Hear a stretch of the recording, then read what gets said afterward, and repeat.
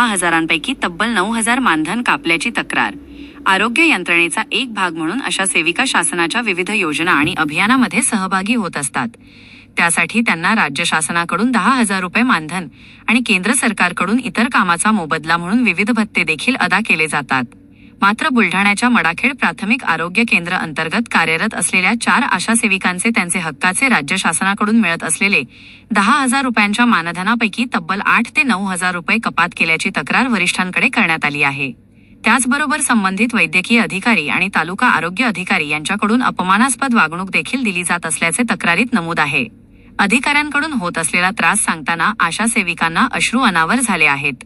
झालेल्या तक्रारीवरून चौकशी समिती नेऊन या संपूर्ण प्रकरणाची चौकशी करून दोषींवर कारवाई केली जाणार असल्याची माहिती जिल्हा आरोग्य अधिकारी अमोल गीते यांनी दिली आहे। सावरगाव येथील रहिवासी, माझे PSC मडाखेड, उपकेंद्र सावरगावच आहे। माझे पैसे 10,000 मधले मला फक्त 2,850 रुपये मिळालेले आहे। त्यासाठी मी DHO साहेबांना भेटली। मीटिंग वगैरे सर्वच काही आहे आणि ते आमच्यावर असे आरोप करून राहिले की बा अधिकाऱ्यासोबत तुम्ही व्यवस्थित बोलत नाही। यांचीच पूर्ण कामं खोटे असतात। THO मॅडम आणि यमो सर हे सुद्धा आम्हाला मीटिंगचं वेगळ्या इकडे राहते आणि आमची बोलणीच आम्हाला खूप मिळतात। यांची सुद्धा आम्ही रेकॉर्डिंग केलेली आहे। हा अन्याय आम्ही कुठपर्यंत सहन करावा। तिन्ही ज्या बाया आहेत ज्यांचे पगार कापण्यात आले ते तिन्ही एका समाजाच्याच काढण्यात आले आणि THO मॅडम यमो सर आम्हाला म्हणतात की बा तुमच्या जातीच्याच बाया अशी हलकट नोकरी करू शकतात आशाची, नाही तर मी THO पदावर बसलेली आहे।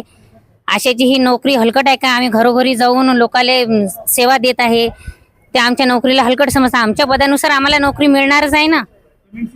आणि पेमेंटशिप मध्ये पूर्ण त्यांनी एक म्हणजे घोर केलेला आहे। हे 0-0 टाकलेले आहे कामाला असून सुद्धा। माझं रेकॉर्ड PSC ला जमा झालेला आहे। तुमची लायकी आहे का म्हणतात पैसे कमावण्याची? 10,000 रुपये, 12,000 रुपये। आज शेतात जाणारी बाई ते सुद्धा 7,000 रुपये कमावते। आम्ही तर घरोघरी जाऊन सुद्धा पैसे कमावण्याची आमची लायकी नाही का? ते त्यांचे विषयच येत नाही आमची लायकी काढण्याचा। मी आरती वानखेडे, भेंडवळ माझं गाव, PSC मडाखेड इथे काम करत आहे। PSC मडाखेडला आणि भेंडवळचे रहिवासी आहे। माझा इथे वाढीव मानधन जे आहे ते माझे 9,000 कापण्यात आलेले आहे आणि त्याचं व्यवस्थित कारण ते सांगत नाही आहे। ते आम्हाला इथं मुख्यालय राहत नाही आहे याचं कारण सांगायचं आहे। मग आम्ही काम करून सुद्धा जर आमचे पैसे देत नाही तर मग काय करायचं?